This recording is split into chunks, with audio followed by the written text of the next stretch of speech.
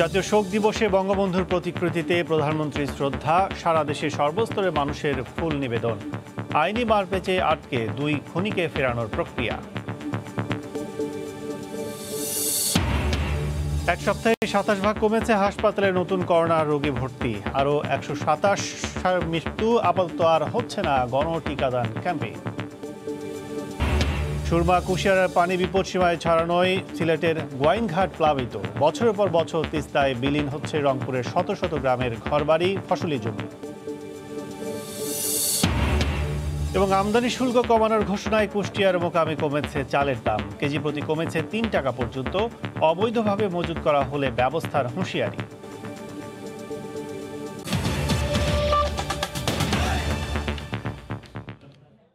বাংলা সময়ের সঙ্গে আছি আমি কাজল আব্দুল্লাহ।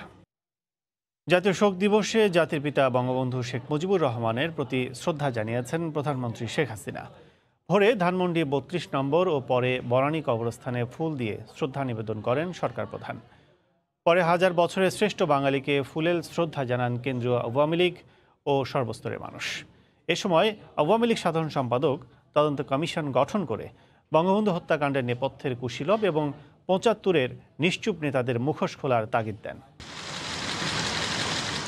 শোক দিবসের ভোরে ধানমন্ডি 32 নম্বরে জাতির পিতার প্রতিকৃতিতে শ্রদ্ধা জানান জ্যেষ্ঠ কন্যা প্রধানমন্ত্রী শেখ হাসিনা। বিউগলের করুণ সুর আর গার্ড অব অনারে রাষ্ট্রের পক্ষ থেকে সালাম জানানো হয় স্বাধীনতার স্বপ্নদ্রষ্টাকে।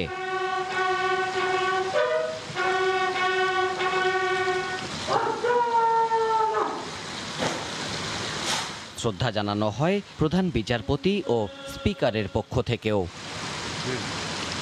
পরে ভয়াল সেই রাতে শহীদ হওয়া পরিবারের অন্যান্য সদস্যদের প্রতি শ্রদ্ধা জানাতে বনানী কবরস্থানে যান সরকার প্রধান। কবরে ফুল ছিটিয়ে শেখ হাসিনা ভালোবাসা জানান এক রাতেই পৃথিবী ছেড়ে যাওয়া স্বজন ও নিকটাত্মীয়ের প্রতি। সকাল 7টায় ধানমন্ডি ও এরপর বনানীতে জাতির পিতার প্রতি শ্রদ্ধা জানায় আওয়ামী লীগের কেন্দ্রীয় নেতারা। সীমিত পরিসরে নেতারা ফুল দেন 15ই আগস্টে নিহতদের স্মরণে। শ্রদ্ধা জানানোর শেষে আওয়ামী লীগ সাধারণ সম্পাদক বলেন 15ই আগস্টের নেপথ্য কুশীলবদের বিচারে তদন্ত কমিশন করতে হবে। এছাড়া মুখোশ খুলতে হবে সে সময় নীরব থাকা নেতাদেরও। যে কুশীলবরা নেপথ্যে বঙ্গবন্ধু হত্যার সঙ্গে জড়িত ছিল, তদন্ত কমিশন করে কুশীলবদের স্বরূপ উন্মোচন করা উচিত। তাৎক্ষণিক প্রতিরোধ গড়ে তুলতে না পারার যে ব্যর্থতা বঙ্গবন্ধুর অনুসারী নেতৃত্বের, সেটাও নতুন প্রজন্মকে জানাতে হবে। পরে ইতিহাসের মহানায়কের মহাপ্রয়াণে হৃদয় নিংড়ানো ভালোবাসায় শ্রদ্ধা জানায় আওয়ামী লীগের অঙ্গ ও সহযোগী সংগঠন সহ সর্বস্তরের মানুষ। দেবাশিস রায়, সময় সংবাদ, ঢাকা। এদিকে জাতীয় শোক দিবসে বঙ্গবন্ধু শেখ মুজিবুর রহমানকে ফুলেল শ্রদ্ধায় স্মরণ করেছে সারা দেশের সর্বস্তরের মানুষ। জেলা ও বিভাগীয় শহরে দিনব্যাপী রয়েছে নানা কর্মসূচি। ব্যুরো রিপোর্টার ও জেলা প্রতিনিধিদের পাঠানো তথ্য ছবি নিয়ে রিপোর্ট। গোপালগঞ্জের টুঙ্গিপাড়ায় বঙ্গবন্ধু শেখ মুজিবুর রহমানের সমাধিতে প্রধানমন্ত্রী শেখ হাসিনার পক্ষে ফুল দিয়ে শ্রদ্ধা জানান তার সামরিক সচিব মেজর জেনারেল নকিব আহমদ চৌধুরী। এ সময় সশস্ত্র 3 বাহিনীর পক্ষে গার্ড অব অনার প্রদান করা হয়। অনুষ্ঠানে পররাষ্ট্রমন্ত্রী সহ বেশ কয়েকজন সংসদ সদস্য ও কেন্দ্রীয় আওয়ামী লীগের নেতারা উপস্থিত ছিলেন। চট্টগ্রামে বিউগলের করুণ সুরে শুরু হয় জাতীয় শোক দিবসের কর্মসূচি।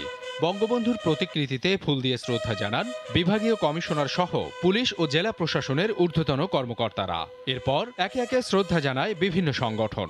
তার যে স্বপ্নের সোনার বাংলা গড়ার প্রত্যয় ব্যক্ত করেছিলেন, সেই সোনার বাংলা যেন আমরা তার উত্তরাধিকার হিসেবে গড়তে পারি। ময়মনসিংহ সার্কিট হাউসে সমবেত হন নানা শ্রেণী পেশার মানুষ। এ সময় জাতির জনকের প্রতিকৃতিতে শ্রদ্ধা জানান তারা। বরিশালে নানা আয়োজনে পালন করা হয় জাতীয় শোক দিবস। অনুষ্ঠান শেষে বঙ্গবন্ধুর স্বপ্ন বাস্তবায়নে নতুন প্রজন্মকে এগিয়ে আসার আহ্বান জানান বরিশাল সিটি মেয়র। আজকের দিনে এই শোক আমাদের শক্তিতে পরিণত হবে এবং নতুন প্রজন্মকে নিয়ে সুন্দর সোনার বাংলাদেশ, ডিজিটাল বাংলাদেশ আমরা করবো ইনশাল্লাহ। সিলেটে ফুল দিয়ে শ্রদ্ধা জানান আওয়ামী লীগ সহ বিভিন্ন রাজনৈতিক, সামাজিক ও সাংস্কৃতিক সংগঠনের নেতাকর্মীরা। বঙ্গবন্ধুর দণ্ডপ্রাপ্ত খুনিদের দেশে ফিরিয়ে এনে রায় কার্যকরের দাবি জানান তারা। যখন বঙ্গবন্ধুর সকল খুনি সাজা পাবে এবং এদের নেপথ্য যারা আছে তাদের মুখোশ উন্মোচন হবে। রাজশাহীতে ফুল দিয়ে শ্রদ্ধা জানান city mayor AHM Khairuzzaman Liton. দিবসটি উপলক্ষে বিজেপির পক্ষ থেকে হতদরিদ্রদের মাঝে বিতরণ করা হয় খাদ্য সামগ্রী। এছাড়া খুলনা বেতারে বঙ্গবন্ধুর ভাস্কর্যে শ্রদ্ধা জানান সর্বস্তরের মানুষ। সাবিত সারোয়ার, সময় সংবাদ। বঙ্গবন্ধু হত্যা মামলা রায়ের পর প্রায় 11 বছরের দীর্ঘ কূটনৈতিক তৎপরতাতেও ফিরিয়ে আনা সম্ভব হয়নি মৃত্যুদণ্ডপ্রাপ্ত পলাতক 4 আসামিকে। পররাষ্ট্রমন্ত্রী ডক্টর AK আব্দুল মোমিন জানান, যুক্তরাষ্ট্র এবং কানাডায় অবস্থানরত 2 আত্মস্বীকৃত খুনিকে ফেরানোর প্রক্রিয়া আটকে আছে আইনি মারপ্যাচে। আইনগত এবং কূটনৈতিক তৎপরতার পাশাপাশি বিদেশের মাটিতে জনমত সৃষ্টির পরামর্শ দিয়েছেন আন্তর্জাতিক সম্পর্ক বিশ্লেষকরা। শাতিলা শারমিনের রিপোর্ট। দীর্ঘ 34 বছরের নাটকীয়তার পর চূড়ান্ত রায় হয় বঙ্গবন্ধু হত্যা মামলার। এ মামলায় মৃত্যুদণ্ডপ্রাপ্ত 12 আসামির মধ্যে এখন পর্যন্ত ফাঁসি কার্যকর হয়েছে 6 জনের। এখনো বঙ্গবন্ধুর আত্মস্বীকৃত খুনি ও মৃত্যুদণ্ডপ্রাপ্ত 5 আসামি রয়েছে পলাতকের তালিকায়। খন্দকার আব্দুর রশিদ, শরীফুল হক ডালিম কোথায় আছেন তথ্য নেই সরকারের কাছে। AM রাশেদ চৌধুরী মার্কিন যুক্তরাষ্ট্রে এবং নূর চৌধুরী কানাডায় অবস্থান করছে। পলাতক অবস্থায় জিম্বাবুয়েতে মারা যায় আজিজ পাশা। খুনিগুলো 3টার কোনো খবরই পাইনি। কোন নামে কোন দেশে আছে আমরা জানি না। মাঝে মাঝে বলা হয়, হয়তো আগে বলা হতো লিবিয়াতে, কখনো বলা হয় পাকিস্তানে, কিন্তু আমরা কোনো সঠিক তথ্য পাই। গত বুধবার এক ভার্চুয়াল বৈঠকে নূর চৌধুরীকে ফেরত দিতে কানাডার আন্তর্জাতিক উন্নয়ন বিষয়ক মন্ত্রী ক্যারিনা গোল্ডকে আবারও অনুরোধ জানান পররাষ্ট্রমন্ত্রী। এদিকে করোনা পরিস্থিতিতে এই প্রক্রিয়া কিছুটা ব্যাহত হয়েছে জানিয়ে গত বৃহস্পতিবার আইনমন্ত্রী আবারও বলেন, যত সময়ই লাগুক বঙ্গবন্ধুর খুনিদের দেশে ফিরিয়ে আনা হবে। দিনের আলোর মতন সত্য যে জিয়াউর রহমান এই হত্যাকাণ্ডের সাথে জড়িত। সময় সংবাদকে পররাষ্ট্রমন্ত্রী জানান, রাশেদ চৌধুরীর বিরুদ্ধে 2 বছর ধরে আমেরিকার নাগরিকত্ব মামলা চলছে দেশটির আদালতে। অন্যদিকে কানাডার আইন বড় বাধা নূর চৌধুরীকে দেশে ফেরানোর ক্ষেত্রে। তো এইটাতে আমরা এখনো বেড়াজালে আছি, আমরা প্রচেষ্টা চালিয়ে যাচ্ছি। আমেরিকাতে আমরা 2 বছর হয়ে গেল, খুব একটা এখনো রেজাল্ট পাইনি। আমরা এর পিছনে লেগে আছি, কিন্তু আইনের বিষয় সেইখানে এমন কিছু করারও উপায় নাই। তারা কিছু বললেই বলে যে আমাদের এটা অ্যাটর্নি জেনারেল অফিসে আছে, আমরা we can't influence the attorney general. এদিকে আন্তর্জাতিক সম্পর্ক বিশ্লেষকদের পরামর্শ, পালিয়ে থাকা দেশে জনমত গঠনের মাধ্যমেই সম্ভব এ প্রক্রিয়াকে ত্বরান্বিত করা। আমেরিকার জনগণের মধ্যে যদি একটা জনমত তৈরি করা যায়, তাহলে হয়তো আমরা তাড়াতাড়ি দেখব যে আইনের প্রক্রিয়াটার যেই কথা বলা হচ্ছে তার মধ্যে সিদ্ধান্তটা তারা দিচ্ছেন তাড়াতাড়ি। এই হত্যাকাণ্ডের আত্মস্বীকৃত খুনিদের পরবর্তীকালে দূতাবাসে চাকরি সহ বিদেশে পুনর্বাসনও করা হয়। শাতিলা শারমিন, সময় সংবাদ, ঢাকা।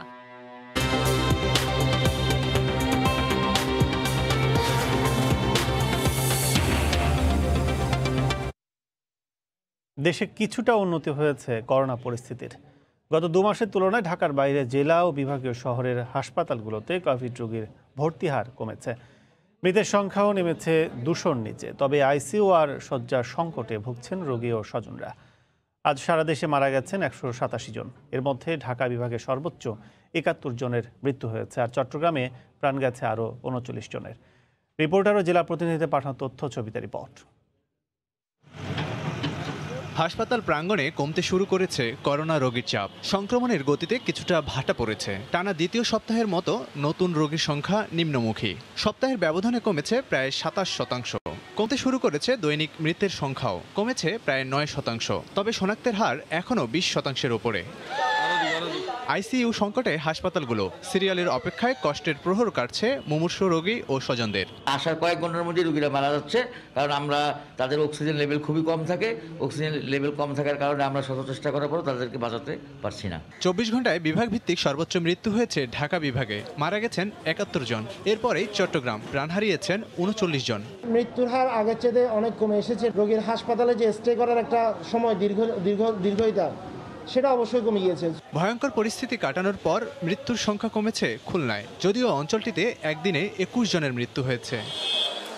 সিলেটের অবস্থা ভালো না, লাফিয়ে লাফিয়ে বাড়ছে সংক্রমণ ও মৃত্যুহার। বিভাগটিতে 13 জন মারা গেছেন। মৃত্যু তালিকা বাড়ছে রংপুরেও, একদিনে 13 জনের প্রাণ ঝরেছে। রোগী ভর্তি কমেছে রাজশাহীর হাসপাতালগুলোতে, 24 ঘন্টায় 12 জন মারা গেছেন।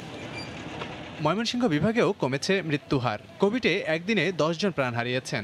যে পরিমাণ মুমূর্ষ রোগী, তার জন্য আইসিইউতে আর কি ভর্তি করা যাচ্ছে না। শনাক্ত ও মৃত্যুহার কমায় বরিশালের পরিস্থিতি কিছুটা নিয়ন্ত্রণে, যদিও 24 ঘন্টায় 8 জনের মৃত্যু হয়েছে। লাবিব হাসান, সময় সংবাদ। এদিকে আপাতত দেশে আর গণটিকাদান ক্যাম্পেইন হচ্ছে না বলে জানিয়েছেন স্বাস্থ্যমন্ত্রী জাহিদ মালেক।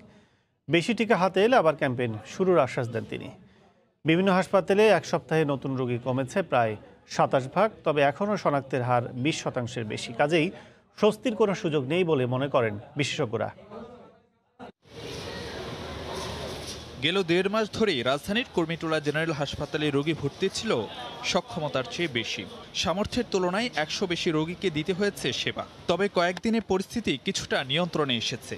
নেই আগের মতো হাহাকার আর হাসপাতাল থেকে হাসপাতালে ছোটাছুটির করুণ অধ্যায়। যদি একদম খুব খারাপ অবস্থা থাকতো তাহলে ওরা এমার্জেন্সি হিসাবে নিয়ে নিতেন, তাছাড়া আমাদের আসলে নেওয়ার কোনো অপশন ছিল না তখন। এখন মোটামুটি রিল্যাক্স। অন্য কোথাও যায় নাই, এখানে আসছি, ইনশাল্লাহ আমাদের এখানে হয়ে গেছে। একটা হসপিটালে এসে একটাতে সিট পেয়েছি, এত সহজে যে সিটটা পাবো আসলে ভাবতে পারি নাই। আগে তো টোটাল রোগী ছিল 400-র কাছাকাছি, এই 3-4 দিনে রোগী অনেকটা কম আসতেছে, 300 নিচে চলে আসছে। পরিসংখ্যানও দিচ্ছে সেই ইঙ্গিত। টানা 8 দিন ধরেই শনাক্ত 11,000 কিংবা তার নিচে। শনিবার শনাক্ত নেমে আসে 6,000-এর ঘরে। গেল এক সপ্তাহে 27% কমেছে নতুন রোগী। টানা 10 সপ্তাহ পর মৃত্যুহার কমেছে 9%। তবে পরিস্থিতি কিছুটা উন্নতি হলেও নিয়ন্ত্রণে আসেনি বলে মত বিশেষজ্ঞদের।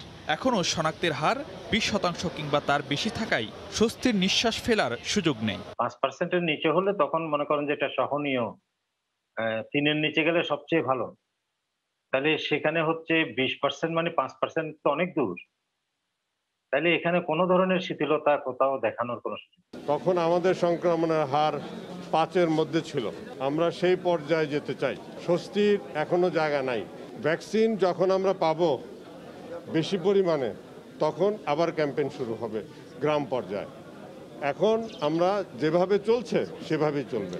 বিশেষজ্ঞরা বলছেন, সতর্কতায় ঢিলেমি দিলে যে কোনো সময় আবারও অবনতি হতে পারে কোভিড পরিস্থিতি। রোগী চাপে আবারও হিমশিম খেতে পারে হাসপাতালগুলো। ফারুক ভূঁইয়া, রবিন, সময় সংবাদ, ঢাকা। বাংলা সময় আরও থাকছে। বরিশালের গৌরনদীতে টর্কি বন্দর বাজারে ডাকাতি, পাহারাদার ও ব্যবসায়ীদের বেঁধে 13টি দোকানে লুটপাট। আতঙ্কিত এলাকাবাসী, ব্যবস্থা নেওয়ার আশ্বাস পুলিশের। শিমুলিয়া বাংলাবাজার নৌ রুটে যান চলাচল সীমিত করায় চাপ বেড়েছে পাটুরিয়া দৌলদিয়া নৌ রুটে। এতে ঘাটে যানজট বাড়ায় দুর্ভোগে বেড়েছে যাত্রী ও চালকদের। তীব্র স্রোতে বারবার পদ্মা সেতু পিলারে ফেরি ধাক্কা লাগায়। শিমুলিয়া কাঁঠালবাড়ি নৌ রুটে ফেরিতে ভারী যানবাহন পারাপার বন্ধ ও ফেরি চলাচল সীমিত করেছে ঘাট কর্তৃপক্ষ। এতে চাপ বেড়েছে পাটুরিয়া দৌলদিয়া নৌ রুটে। ভোর থেকেই ঘাটে পারাপারের অপেক্ষায় ছিল 5 শতাধিক ছোট বড় যানবাহন। বেলা বাড়ার সঙ্গে সঙ্গে তা আরও বাড়তে থাকে। এদিকে দীর্ঘ সময় পারাপারের অপেক্ষায় আটকে থাকায় চরম ভোগান্তিতে পড়েছেন যাত্রীরা। বর্তমানে এই রুটে 17টি ফেরি চলাচল করলেও চাপ বাড়ায় ঘাট এলাকায় দীর্ঘ হচ্ছে যানবাহনের সারি।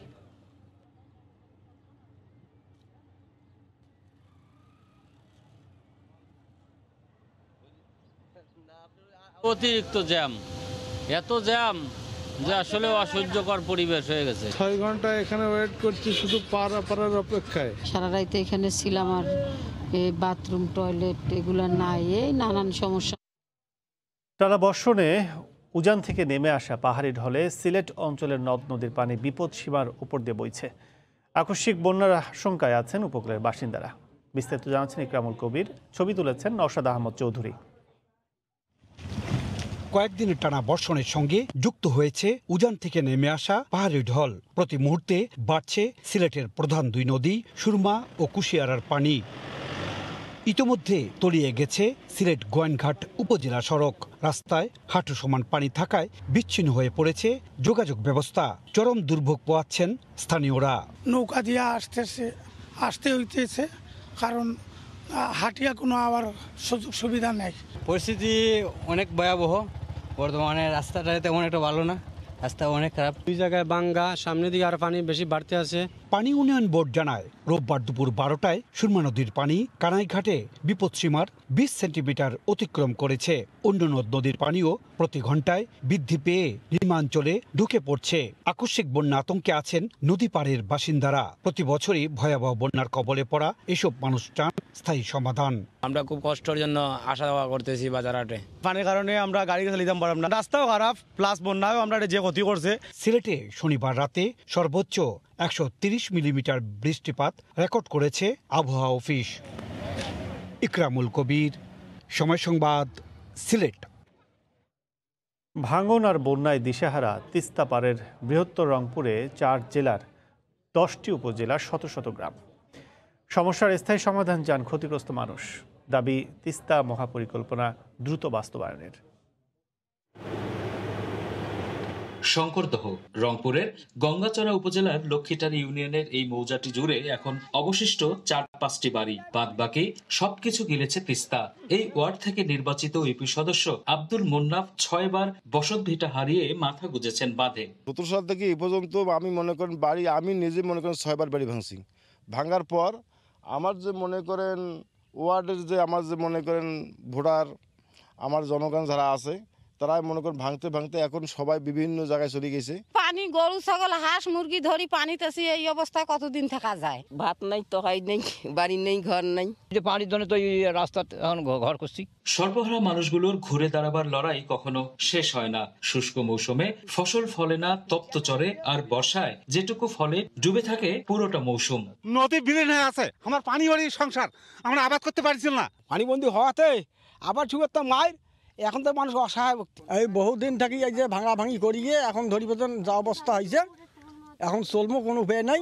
তিস্তা মহাপরিকল্পনা বাস্তবায়ন ছাড়া এই সমস্যার স্থায়ী সমাধান সম্ভব হবে না বলে দাবি নদী আন্দোলনের নেতার। তিস্তা মহাপরিকল্পনা বাস্তবায়ন করতে পারলেই এই দুর্দশার হাত থেকে, বৈষম্যের হাত থেকে, ভাঙনের হাত থেকে এই অঞ্চলের মানুষের মুক্তি মিলবে। তাই আমরা দ্রুত এই তিস্তা মহাপরিকল্পনা বাস্তবায়নের দাবি জানাচ্ছি। ব্যাপক খননের মাধ্যমে পুরো নদীকে জলাধারে পরিণত করা, নদী তীরে আধুনিক কৃষি, শিল্প, বাণিজ্য সহ স্যাটেলাইট শহর নির্মাণের পরিকল্পনা বিবেচনাধীন রয়েছে সরকারের। রতন সরকার, সময় সংবাদ, রংপুর। কুষ্টিয়ার গড়াই নদীতে নির্মিত শেখ রাসেল সেতু প্রতিরক্ষা বাঁধের 100 মিটার ধসে পড়েছে। ভাঙন ঝুঁকিতে রয়েছে বসতভিটা সহ বিভিন্ন শিক্ষা প্রতিষ্ঠান। এতে আতঙ্কিত স্থানীয়রা। 100 কোটি টাকা ব্যয়ে মাত্র 4 বছর আগে স্থানীয় সরকার প্রকৌশল অধিদপ্তর নির্মাণ করে সেতুটি। 504 মিটার দৈর্ঘ্যের শেখ রাসেল কুষ্টিয়া হরিপুর সংযোগ সেতুর প্রতিরক্ষা বাঁধের বাম তীরে রোববার ভোরে হঠাৎ ধস নামে। ক্ষতিগ্রস্ত হয় 100 মিটার অংশ। এলাকাবাসীর অভিযোগ, দুর্বল নির্মাণ সামগ্রী দিয়ে বাঁধ তৈরির কারণে এমন ঘটনা। তবে দায় নিতে চায় না সংশ্লিষ্ট কোনো দপ্তর। এলজিডি ও পানি উন্নয়ন বোর্ড একে অপরকে দুষছে। স্থানীয় জনপদকে রক্ষায় দ্রুত ক্ষতিগ্রস্ত এলাকা মেরামতে দাবি জানিয়েছেন এলাকাবাসী।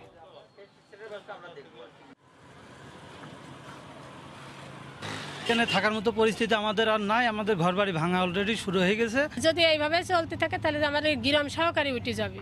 এখানে ভাঙনের জন্য আমরা বিভিন্ন ডিপার্টমেন্টের সঙ্গে কথা বলেছি, সমন্বয় করে অবশ্যই এখানে ভাঙন যাতে নিরসন করা যায়, রোধ করা যায়, আমরা সে লক্ষ্যে কাজ করব।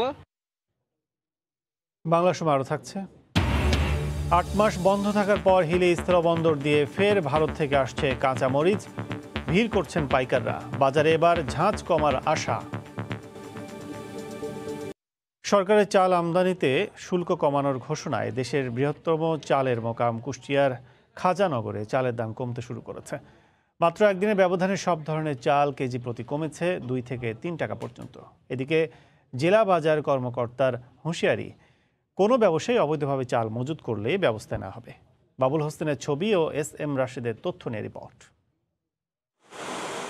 হঠাৎ করেই চিকন জাতের সব চালের দাম বস্তা প্রতি কমেছে 200 থেকে 300 টাকা পর্যন্ত। দেশের বাজারগুলোতে চালের চাহিদা কমে যাওয়ায় বিপাকে পড়েছেন হাস্কিন ও পাইকারি চাল ব্যবসায়ী। চাল আমদানির শুল্ক হ্রাসের ঘোষণায় দেশের পাইকারি ব্যবসায়ীরা মিলগুলো থেকে চালের ক্রয় আদেশ কমিয়ে দিয়েছেন। ফলে চালের দাম কমে গেছে বলে জানান মিল মালিকরা। মিনিকেট চাল 58 টাকা থেকে কমে 54 টাকা, বাসমতি 65 থেকে কমে 56 টাকা, স্বর্ণা 46 টাকা থেকে কমে 43 টাকা হয়েছে। ধানের দামটা আবার হলো কম হইতো, তাহলে হয়তো আমাদের চাউলের ব্যবসায়িকরা মানে কোনো রকম করে জায়গাদের হলো চালান গ্যাসটা হলো বাঁচত। যদি এই মুহূর্তে দেশে সরকার চাউল আমদানি করে তাহলে আমাদের মিলারদের 3 থেকে 400 টাকা বস্তায় কমে যাবে।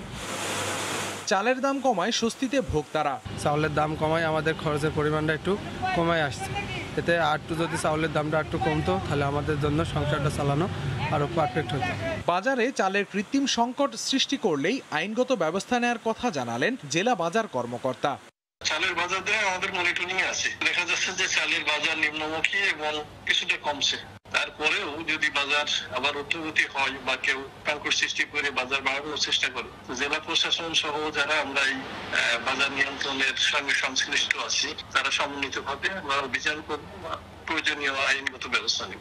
অটো মিল মালিক ওনার্স অ্যাসোসিয়েশনের তথ্য মতে জেলায় 34টি অটো রাইস মিলে 24 ঘন্টায় 17 মেট্রিক টন চাল উৎপাদন হয়। সময় সংবাদ, কুষ্টিয়া। বরিশালের গৌরনদীতে গণডাকাতির ঘটনা ঘটেছে। পাহারাদার ও ব্যবসায়ীদের বেঁধে দোকানের তালা ভেঙে টাকা ও মালামাল লুট করে নিয়ে যায় ডাকাত দলের সদস্যরা। এ ঘটনায় আতঙ্কিত হয়ে পড়েছেন এলাকাবাসী। পুলিশ বলছে তদন্ত করে নেওয়া হবে যথাযথ আইনগত ব্যবস্থা। মাহমুদুন নবীর তোলা ছবি নিয়ে ফেরদৌস সোহাগের রিপোর্ট। শনিবার রাত ৩টার দিকে গৌরনদী উপজেলার টর্কি বন্দর বাজারের রায়পট্টিতে হানা দেয় 25 থেকে 30 জনের অস্ত্রধারী একদল দুর্বৃত্ত। এলাকাবাসী জানায় পালারদী নদী দিয়ে ট্রলারে করে অস্ত্রধারীরা এলাকায় প্রবেশ করে। প্রথমে নৈশ প্রহরীদের বেঁধে বিভিন্ন গ্রুপে ভাগ হয়ে বাজারের বিভিন্ন দোকানে লুটপাট চালায়। এ সময় দোকানের ভেতরে থাকা ব্যবসায়ীদের মারধর করে ছিনিয়ে নেওয়া হয় নগদ টাকা। আমি তো ঘুমাইনি আসছিলাম, শাটারটা দিয়ে টাচ করে উঠছে, এই আমি লাভ দিয়ে উঠছি, উঠে দেখি যে ঘরের মধ্যে 10-12 জন। আমার খালি একটা হাতের বাড়ি দিছে আর বান্ধা লইছে। মাল এলোমেলো, তালা কাটা, ক্যাশ টাকা ছিল প্রায় 4.5 লাখ টাকা, ঔষধের বাক্সের ভিতরে রাখছিলাম, সেগুলো নিয়ে গেছে। পুলিশ জানায় ডাকাতি করে ফেরার সময় ঢাকা থেকে আগত যাত্রীদের কাছ থেকেও ছিনিয়ে নেওয়া হয় টাকা। বন্দুক ছিল, বোম ছিল, তারপরে পিস্তল ছিল। এখান থেকে লোকজন যাইতেছিল, তাদেরকে বাঁধছে, এইভাবে তালা মেশিনের মাধ্যমে কেটে দ্রুত 1 মিনিটের বেশি তারা কোনো দোকানের সামনে মানে করে নেয়। ঘটনাস্থল পরিদর্শন করে জড়িতদের বিরুদ্ধে ব্যবস্থা নেওয়ার আশ্বাস দেন অতিরিক্ত পুলিশ সুপার। পুলিশ ঘটনাটা গভীরভাবে তদন্ত করে দেখছে, লিখিত অভিযোগ পেলে আইনগত ব্যবস্থা নেওয়া হবে। টর্কি বন্দরে 1000-এর বেশি দোকান রয়েছে, এর মধ্যে 13টি দোকানে লুটপাট চালায় ডাকাতরা। ফিরদাউস সোহাগ, সময় সংবাদ, বরিশাল। ভারত থেকে আরও 200 মেট্রিক টন তরল অক্সিজেন বঙ্গবন্ধু সেতু পশ্চিম রেল স্টেশনে এসে পৌঁছেছে। সকালে ইন্দো বাংলা অক্সিজেন এক্সপ্রেস ট্রেনটি সিরাজগঞ্জের বঙ্গবন্ধু সেতু পশ্চিম রেল স্টেশনে পৌঁছায়। 10টি কন্টেনারে থাকা 200 মেট্রিক টন তরল অক্সিজেন স্টেশনে পৌঁছানোর পর শুরু হয় আনলোডিং কার্যক্রম। আনলোড করা এসব অক্সিজেন সড়ক পথে দেশের বিভিন্ন হাসপাতালে পৌঁছে দেওয়া হবে বলে জানিয়েছেন সরবরাহকারী প্রতিষ্ঠান লিন্ডে বাংলাদেশ। ট্রেনটি স্টেশন এলাকায় পৌঁছানোর আগে থেকে রেলওয়ে পুলিশ ও ফায়ার সার্ভিসের কর্মীরা উপস্থিত ছিলেন। গত 25 জুলাই পরীক্ষামূলকভাবে প্রথম পর্যায়ে রেলপথে অক্সিজেন আনার প্রক্রিয়া সফল হবার পর এখন পর্যন্ত 8টি চালানে মোট 1600 মেট্রিক টন অক্সিজেন আমদানি করল বাংলাদেশ।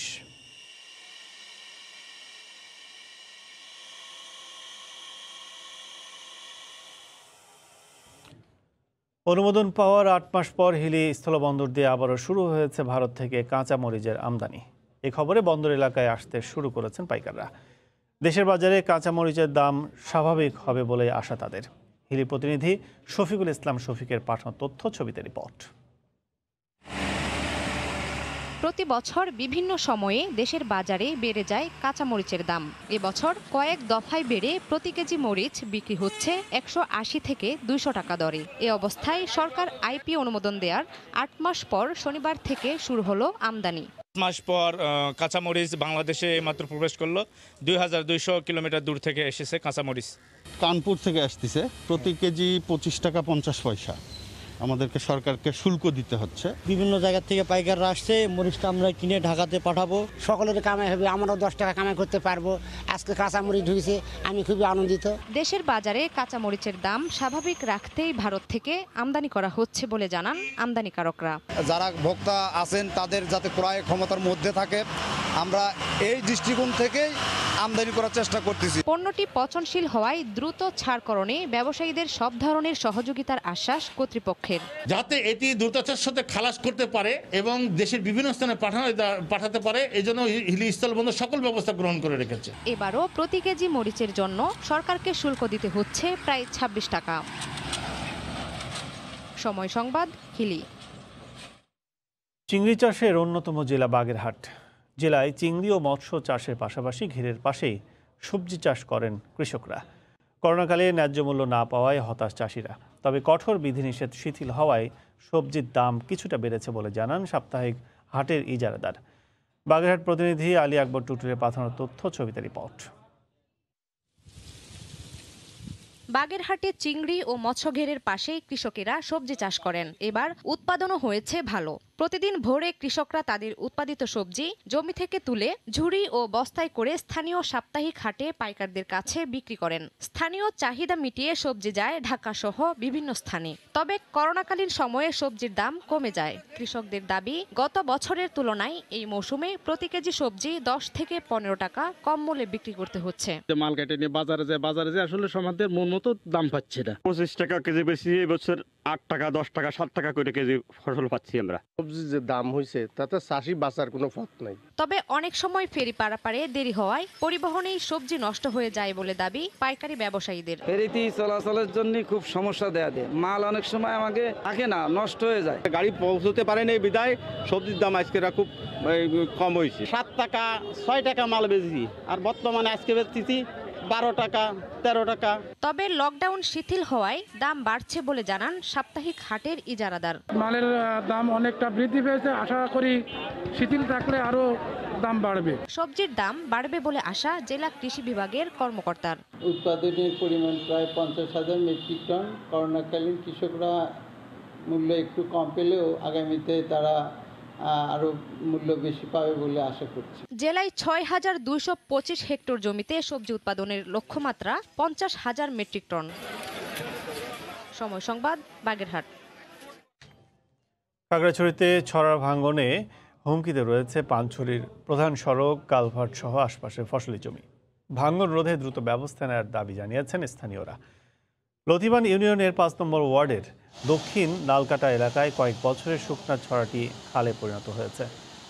ছড়াটি দিয়ে প্রবল গতিতে পানি প্রবাহিত হচ্ছে, এতে পানছড়ির প্রধান সড়কে ভাঙন দেখা দিয়েছে। হুমকির মুখে রয়েছে বক্স কালভার্টটিও। বর্ষা মৌসুমে পানির স্রোত বেড়ে ভাঙন আরও তীব্র হতে পারে বলে আশঙ্কা স্থানীয়দের। সড়ক বিভাগ থেকে সাময়িক পদক্ষেপ নেওয়া হলেও স্থায়ী ব্যবস্থা চান এলাকাবাসী।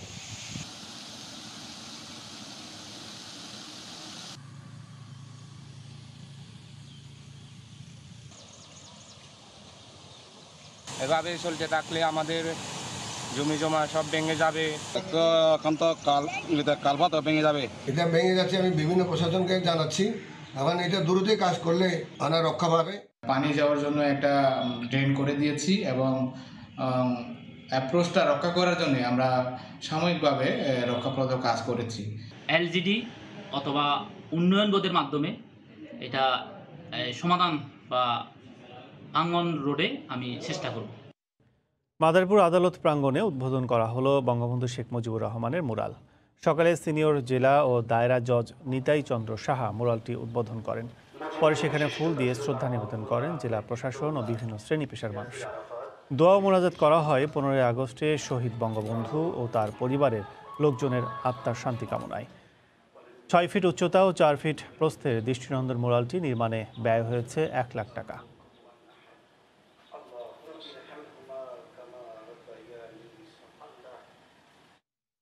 হবিগঞ্জে জাতীয় শোক দিবসে 3 শতাধিক অসহায় ও দুস্থ লোকের মাঝে খাদ্য সামগ্রী বিতরণ করা হয়েছে। দুপুরে শহরের প্রতিবন্ধী স্কুলে এসব সহায়তা দেওয়া হয়। এর আগে বঙ্গবন্ধু ও তার পরিবারের শহীদ সদস্যদের আত্মার মাগফিরাত কামনায় দোয়া করা হয়। স্বেচ্ছাসেবী সংগঠন তাসনুভা ফাউন্ডেশন ও হারাক সমাজ উন্নয়ন সংস্থা বাস্তবায়ন করে এমন মহৎ উদ্যোগ।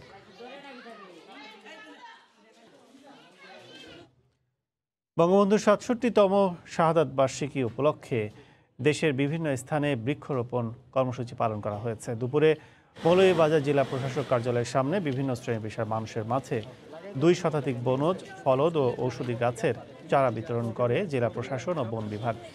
পরে জেলা প্রশাসক কার্যালয় ও 3টি শিক্ষা প্রতিষ্ঠানের প্রাঙ্গণে বিভিন্ন বৃক্ষের চারা রোপণ করা হয়। এদিকে দিবসটি উপলক্ষে বাগেরহাটে জেলা প্রশাসক কার্যালয়ের সামনে গাছের চারা রোপণ করা হয়েছে। পরে সদর উপজেলার গুচ্ছ গ্রামের বাসিন্দাদের মাঝে 5টি করে গাছের চারা বিতরণ করেন জেলা প্রশাসক।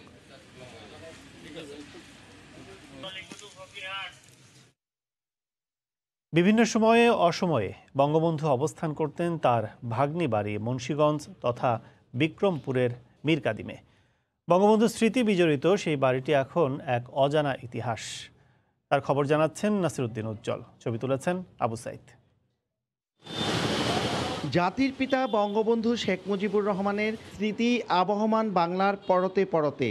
শোষণ আর বঞ্চনার বিরুদ্ধে বাঙালির অধিকার আদায় করতে গিয়ে নানা রকম চ্যালেঞ্জের মুখে পড়েন তিনি। এমন অনেক পরিস্থিতিতে বঙ্গবন্ধু কখনো কখনো চলে আসতেন তার ভাগ্নি বাড়ি মুন্সিগঞ্জ তথা বিক্রমপুরের মীরকাদিমে। আজ বঙ্গবন্ধু নেই, কিন্তু তার স্মৃতি এখনও অম্লান, যার স্পষ্ট ইঙ্গিত রয়েছে বঙ্গবন্ধুর অসমাপ্ত আত্মজীবনীতেও। বঙ্গবন্ধুর ভাগ্নি মাহমুদা বেগম ও ভাগ্নি জামাই মাখন মীরও নেই, কিন্তু বাড়িটিতে স্বজনরা বসবাস করেন এক বুক গর্ব নিয়ে। বঙ্গবন্ধুর অসমাপ্ত আত্মজীবনীতেও এই বাড়ির কথা আছে। এখানে গোসল করছে, এই আমার দাদিরা পাক শাক করছে, খাইছে। আমি এখন বর্তমানে সেই ঘরে আছি, এটা আমার অনেক গর্ব। আমার শ্বশুরের সাথে ভালো সম্পর্ক ছিল, উনি তাকে নিয়ে বিভিন্ন জায়গায় ঘুরতেন। আত্মজীবনীর মধ্যে ওনার এই বাসায় যে উনি আসতেন সে অনেক কিছু লেখা আছে, সেখানে আমরা পড়েছি। 1000 বছরের সেরা বাঙালি আমাদের বাসায় আসতেন, এতে আমরা খুবই গর্ববোধ করি। বঙ্গবন্ধু মীরকাদিমে আসতেন স্টিমারে করে। এই ঘরে বসেই দেশ মাতৃকার জন্য অনেক গুরুত্বপূর্ণ সিদ্ধান্ত নিয়েছেন। এই বাড়িটিতে রয়েছে বঙ্গবন্ধুর অজানা অনেক স্মৃতি। উনি এখানে রাত যাপন করতেন এবং এখান থেকে গোয়ালন্দ চলে যেতেন, এবং সে তার যত বুদ্ধি পরামর্শ এখানে নিয়ে বৈঠক করতেন। বাঙালির মুক্তির জন্য জাতির পিতার ত্যাগ আর নানা স্মৃতি ছড়িয়ে ছিটিয়ে আছে বাংলার আনাচে কানাচে। বঙ্গবন্ধুর চলে যাওয়ার 46 বছর পরেও তার ভাগ্নি মাহমুদা বেগমের বাড়িতে উচ্চারিত হচ্ছে সেই আলোকবর্তিকার নানা স্মৃতিচারণ। মুন্সিগঞ্জের মীরকাদিম থেকে নাসিরউদ্দিন উজ্জ্বল, সময় সংবাদ। বাংলা সময় শীর্ষ সংবাদ জানিয়ে দিচ্ছে আরেকবার।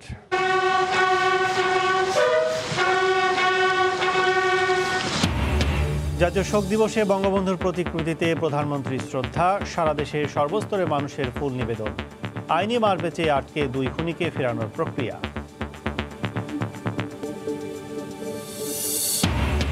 এক সপ্তাহে 27 ভাগ কমেছে হাসপাতালে নতুন করোনা রোগী ভর্তি, আরও 187 মৃত্যু। আপাতত আর হচ্ছে না গণ টিকাদান ক্যাম্পে। এই ছিল বাংলা সময়, সঙ্গে থাকুন সময়।